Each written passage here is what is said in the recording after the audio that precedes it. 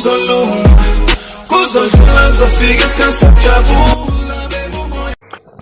Wala bafethu, shapho kunjani? Ngithembe ukuthi ni grand, ngithembe ukuthi niyaphila. Makuthi ke usanda kusijoina kuyona ke le channel, ngicela wenze nje okulungile, ulike i-video, usubscribe kwi channel. Okunye okubaluleke kakhulu ukuciphiza i-notification bell ukuze uthole ama notification each and every time makhona ke i-video engiyifakayo. Bafethu ziyakhala kwi Orlando Pirates, ziyakhipha kakhulu, iyona team nje active kumanje. Singakayivali nje isizini Orlando Pirates sekuyavela ukuthi kunabadlali ebasayinisile.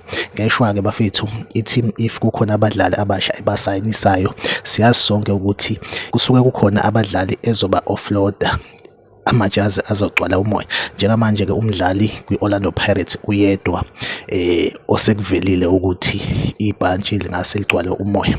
Ngokwentatheli ka-SABC, uMazola J Molefe useqinisekisile ukuthi ke umdlali wasesiswini kwi-Orlando Pirates uMiguel Team ngokuphela kwesizini uzoshiya kwi-Orlando Pirates, angase ebe kwi-free agent.